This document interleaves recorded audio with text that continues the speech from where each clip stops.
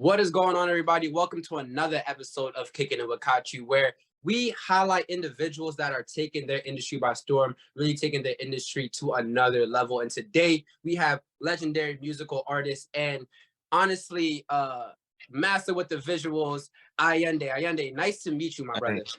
Hey, I appreciate that. I appreciate having me on here, man. Of course.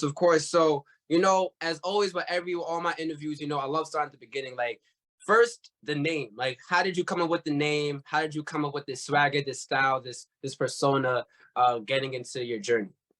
Yeah, so it's funny because IYENDAE is my actual name. Really? Given to me. Yeah, that's my actual actual name. And I just changed it to that like last year. Before that I went by a different name.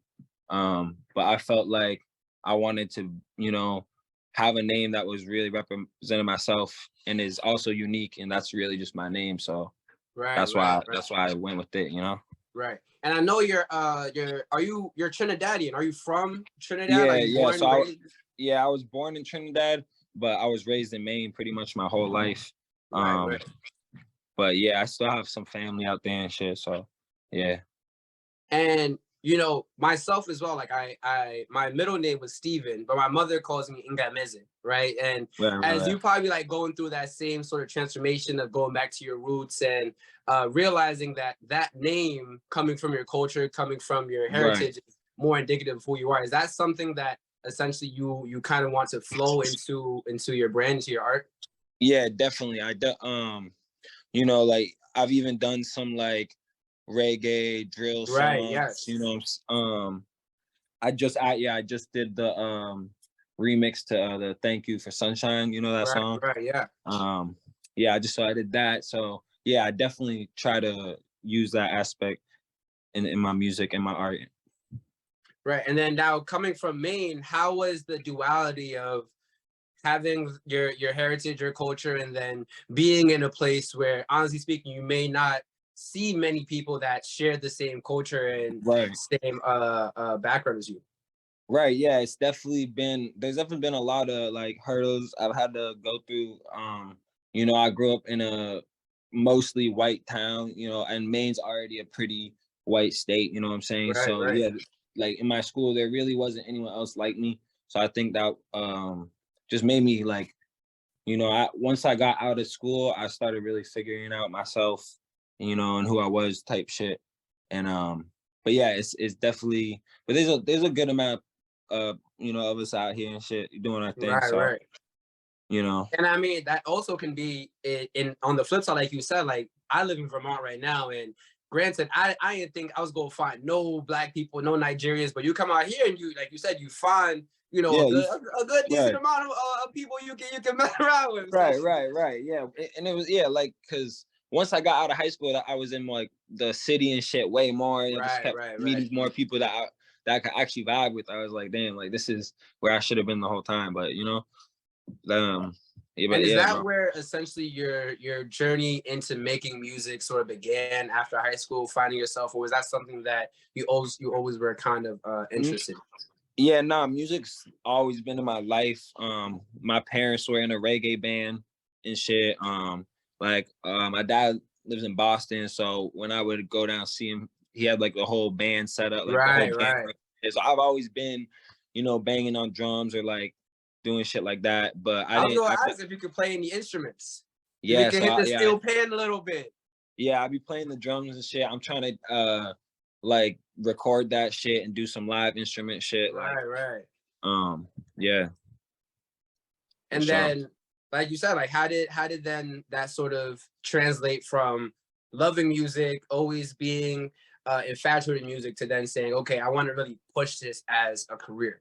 Right. Yeah. So like I'd say I've been probably taking it like real serious for like, maybe 6-7 years, since like high school and shit is where I was like, okay, I'm gonna really, try to do this shit and take it serious. And that was around the time where I started meeting more people that were doing music and shit. So it just inspired me, so I was inspired to keep doing that shit. Right. And I was gonna say, at that time, like, how was it making that decision, coming out of high school where a bunch of your friends, a bunch of people you know are going to college, making quote unquote practical decisions, and Right. you're making what they call a passionate decision, right? Like you're Right. deciding to pursue something that honestly people are saying may or may not fail, but for Right. you was not an option. So what was that sort of thought process in saying, you know what, I'm gonna go full steam ahead on this and not try and go the safer route? Yeah, I mean, I feel like I just always, once I like, I don't know, I just felt that shit in me. I was just like, I know I can do the shit. You know, I Right. think it was just the fact that I believed in myself, and that's really it. You know what I'm saying? That's all you need, is to believe in yourself. And, you know, I don't know, I just really felt like, you know, this is what I'm meant for. And also the whole like school shit, that's just not for me. Like, that's just not how I learn. That's not how I take shit in. You know what I'm saying? I Right. feel like I've learned way more just being in real life than I would have ever been in college or stuck in class. You know what I'm saying? Right, right. And now that essentially you made that decision, you've gone to a whole bunch of different places, right? And traveled to a Yeah. whole bunch of places because of the decision you made. So instead of getting that education in the classroom, what sort of education did you get getting into the industry, finding your way, building your brand? What sort of things did you kind of had to learn um, to essentially get good at your craft and be at where you are at the level that you are? Yeah. I mean, you know, I think just like you said, just like traveling, really experiencing like real life situations and stuff, just taught me a lot about like, you know what I'm saying? As far as like the industry, you know what I'm saying? You have to, you know, be careful how you move. You have to learn a lot about how the labels and shit work, um, and stuff like that. And just, I feel like I just educated myself more like that. Um, and then even on some like spiritual shit, just I feel like I've just met a lot of people, and I've just learned a lot about myself in general, you know what I'm saying? And that's helped me, you know, because I want my music to represent myself, you know what I'm saying? Right, right. So that's helped me put a better perspective into my music, you know what I'm saying? Right. And now that you just have a new music video that just dropped, right? Right. Believe the Beautiful Day remix music video, I believe that Yeah. just dropped. Right. Yeah. So, and as you said, in presenting yourself and having your brand and making it a proponent of who you are, does that sort of also go into the visuals as well? Are you directing? Are you curating as well? Or are you sort of outsourcing that creative material that's more collaborative? A little bit of both, you know.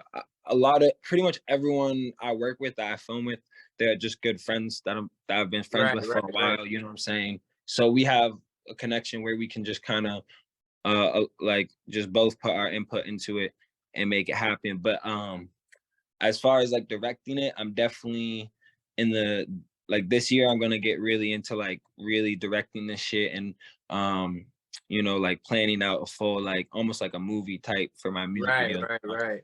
movie aspect to it. I was gonna ask as well, is that something that farther down the line, is that something that you're also interested in, the visuals being behind the scenes, in Yeah, addition definitely. to making music? Yeah, definitely. I also I'm getting a lot into fashion right now. I do a lot of like my own like sewing, and I also have a couple clothing brands and stuff that I'm working on right now. So like I'm trying to be all over definitely in the future. But as far as right now, I'm definitely just focusing on music Right. and a little bit of clothing and stuff.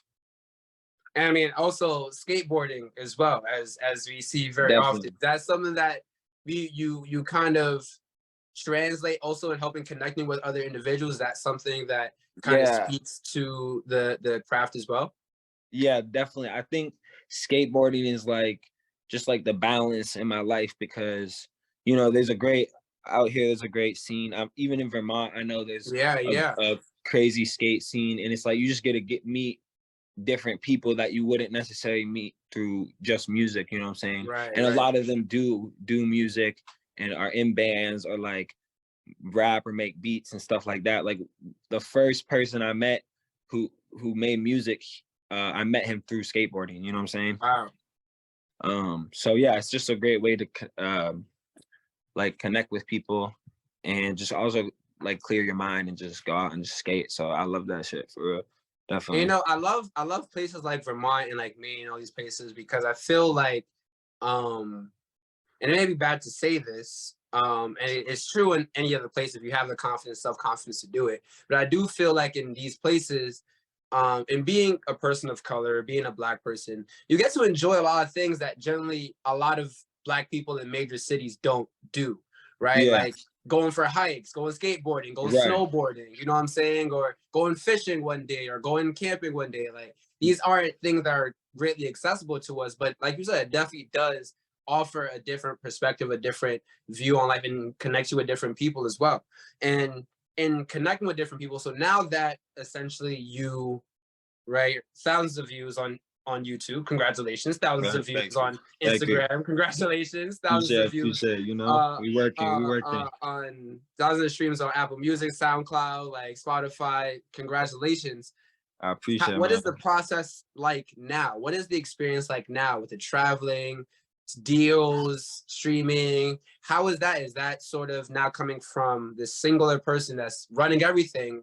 How do you then entrust a lot of these different elements of your brand with other people now? Yeah, I mean, yeah, it definitely just goes back to like connections, because I feel like a lot, like I said, my filmer is like my good friend, you know what I'm saying? So it's like it's not just like some industry shit where, you know what I'm saying, I don't really know the person like that. So I just, as far as like my brand, I try to, you know what I'm saying, I try to keep the people that I feel like are on the same path that I'm on, you know what I'm saying, around me. You know what I'm trying, I try to have a good circle around me. I feel like that's very important. You know what I'm saying? And that way I don't have to really worry about that, because I'm like, okay, we're all trying to get to the same place, you know what I'm saying? And yeah. do you feel like this current collaborative energy makes it, well, for independent artists growing, does it make it easier for you guys to grow, or do you think it kind of keeps you guys, I guess, interconnected with, like, you know, your essential squad, like a Lord, like a Odd Future, like an ASAP Mob, where without the group, you know, it kind of falls apart, if that makes sense? I don't know. Right. I mean, yeah, as an independent artist compared to an artist who's like signed or has like backing, because I don't have a manager, I don't have, you know, it's really just me, you know what I'm saying? And the people that, you know, like I have my producers, they're my friends, but they're my producers. I have my filmers, but they're my friends, you know what I'm saying? Everything is like that. So it's definitely harder as an independent artist, just because you don't have that outlet to more viewers, you know what I'm saying? You have to, you know, that's one thing I'm trying to get better at, is just like promoting my music and really putting work into actually promoting my shit, you know what I'm saying? Getting on TikTok, making those videos, like, you know, getting on Instagram, making those videos, you know what I'm saying? That's why I like visuals, because like that's why I love music videos and making music videos, because it's something that people can really see, you know what I'm saying? Exactly. Like, okay, this is who this artist is, you know what I'm saying? But yeah. Nah, that's really cool. That's really cool. And I was gonna say that probably also makes, though, the eventual success, the inevitable success, all the much better, because like you said, you're doing it with your friends, you're doing it out the mud, everything is just you, and you have a lot more control of your brand, so to speak. Right? Like, yeah. You know what I'm saying? Like John Morant got 25 years of life, you know what I'm saying? For holding a little piece in a strip club. So, you know, being associated with labels has its own drawbacks as well. And is the independent artist route, is that something that you want to you know, push forward, or is the eventual goal to get backed by a label that, you know, you also have a mutual respect for, a mutual collaboration with? Right. Yeah. I mean, as far as right now, I'm definitely planning on staying independent, but I know there's like other ways to go about like handling labels. Like, you don't have to get locked in some crazy deals. Right. You know, you just have to be like informed and just be intelligent about it, and know what you're doing before you sign something, you know, because a lot of the rappers that end up in these deals, that, you know, they hear the amount of money and they sign, but they don't look at all the small print, you know what I'm saying? So I feel like I would love to have like a distribution deal, or like you know, something like that, definitely in the near future, for sure. Right. And now going on to like your fashion brands and things that you're working on the side, right? And trying to bring to the forefront, fashion, right? What type of style, what type of looks can we expect to see from the brands that you're working? Right. Yeah. So the main brand I'm working on right now is Digital Nail. It's my skate brand. I got the sweatshirt on right now. Nail Hold on. City. Let me get a little. Let me get. Okay. So my homie, he's not here right now, but he draws all of this. So he goes to art school out here. What? He drew that by hand? Yep, he drew all of this shit on by his hand. So yeah, and then we put it out. We were like, that's fire. So yeah, that's the main brand. So we do like, you know, we just did our first drop ever. So it's just like basic, just like shirts and sweatshirts. But we want to get into like crazier things like jackets and like vests and you know. I mean, y'all got me some sneakers. Y'all skating. Yeah, right. Yeah, definitely. We want to get, you know, definitely boards for sure too. Definitely gonna get some fire skateboards going. And then my other, as far as like, because I mean, we definitely gotta talk, because you know I'm out in Vermont. You know, yeah, we're not here, far. So no, we gotta talk. Definitely. But yeah, and then so as far as like more, because Digital Nail is more like streetwear or like skate brand. Right. As far as fashion, I've been on my sewing shit, so I do a lot of cut and sew, or literally just like using patterns and cutting a lot of stuff. And I don't really have a necessarily brand for that yet. I'm kind of still building that, but you know, I'm definitely going for as unique as possible. And just like, I just want to stand out with the pieces that I drop, one-on-ones or like small collections, you know what I'm saying? Things like that. But I definitely have a lot coming in the future, in the near future, you know what I'm saying? And speaking of fashion, what sort of influences drew you towards fashion, streetwear, wearing clothes, designing clothes? Yeah, I mean, I think it's, I think obviously like fashion is just very connected to the music, just the music industry, you know what I'm saying? So I think when I grew up and I was watching, you know, certain artists like ASAP and like, you know, Young Thug, or just like certain artists that really put on for the fashion scene. Like the whole ASAP and like all of that shit, that definitely just really inspired me a lot. Even like Golf Wang, because that was some shit where it's my God, Golf, you know, this, like, yeah, right, like that shit, when that shit was out, like that just, it just showed people like you can really do that shit. Like you could do that shit with your friends. You can just start a brand and make shit happen if you really want that shit, you know. The upside down kitty face. So they made how you make an upside down kitty face with 2 X's on their eyes fire. But that's cool, right? How you make a donut that fire, bro? Right, how you make a donut so cool, like it's crazy. But like you said, it does speak to the originality of it, to the raw energy of it, and honestly the effort of it all. Like, you're with your friends, make some stuff that you guys like, and if nobody likes it, hey, they can just watch as you guys enjoy whatever you guys are building. Right, exactly. Definitely. So, you know, for me, you know, I like to get my guests comfortable, because now we get to a part where it's a little lightning round. It's like the first answer that pops in your head, but whoever watches this is probably gonna see this and say, "Ooh, I think this guy kind of cute. I might have to slide use this to slide in the DMs." So okay, a little raise with it. Okay. You know, so first thing, you know, they always say the key to a man's heart is his stomach. So what is your favorite Trini dish that is gonna have you on your knee, ready to propose? Yeah, that's a tough one. I mean, I fuck with jerk chicken crazy, you know what I'm saying? The papaya, you know what I'm saying? But like I said, like I didn't really grow up around a lot of that cooking and shit, so I've only had it, you know, I haven't had it all around me my whole life, because I grew up with my mom mostly, type shit. Right. But you know what I'm saying? Like, yeah, there's a lot of dishes I just be smacking too, but the jerk chicken, that has to be up there, you know what I'm saying? Right. All right, so boom, are you leaving? You probably leave the crib, do what you gotta do, be your famous rock star and everything, no biggie.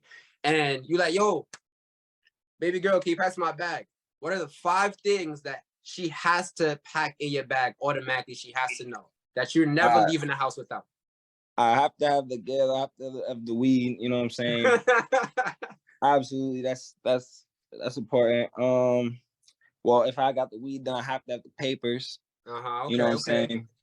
saying? I do like paper in front of. You know, I feel like that's probably it. That's the most important thing. You know what I'm saying? Gotta have a bev in there too, of course. Okay, You know what I'm okay. saying? I'm Can't be about to say no thirsty. Can't be charger, no thirsty. bev, just straight gas. Oh, we gotta have the charger, of course, too. Can't have my phone dying. Come on. So, if you step out, right?